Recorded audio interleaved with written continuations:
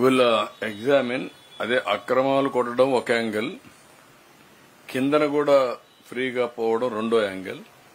ఇక్కడ కొల్లేరు వరకు ఈ నీళ్లు వెళ్ళడం, కొల్లేరులో ఎప్పుడైతే ఫుల్ గా వాటర్ వస్తుందో అక్కడి నుంచి బ్యాక్ వస్తుంది.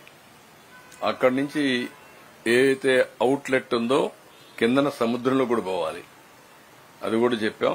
అది కూడా ఇద్దరు కలెక్టర్స్ కోఆర్డినేట్ చేసుకొని చేస్తున్నారు. ఒకవేళ మీరు చెప్పింది కరెక్ట్ అయితే ఏ మాత్రం వెనక్కి పోం. ఇక్కడ కూడా క్లియర్ గా చెప్తున్నా,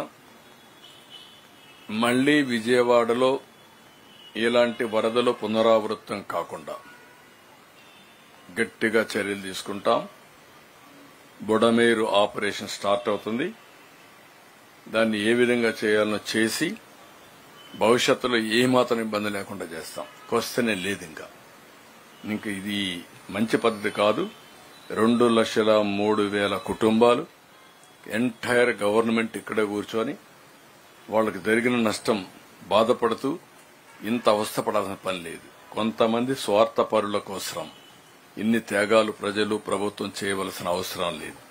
ఇది tax payers money and also వాళ్ళ లైఫ్ లాంగ్ ఎర్నింగ్స్, జీవిత కాలంలో కూడగట్టుకున్న డబ్బులన్నీ పోయే పరిస్థితి వచ్చింది. అనాథులైపోయే పరిస్థితి వచ్చింది. కొంతమంది స్వార్థపరుల కోసం, కొంతమంది ల్యాండ్ గ్రాబర్స్ కోసం, కొంతమంది పాలిటీషియన్స్ కోసం.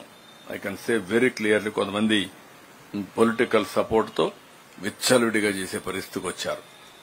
దీన్ని ఎట్టే పరిస్థితిలో ఉపేక్షించాం. చాలా ఫర్మ్ గా ఉంటాం.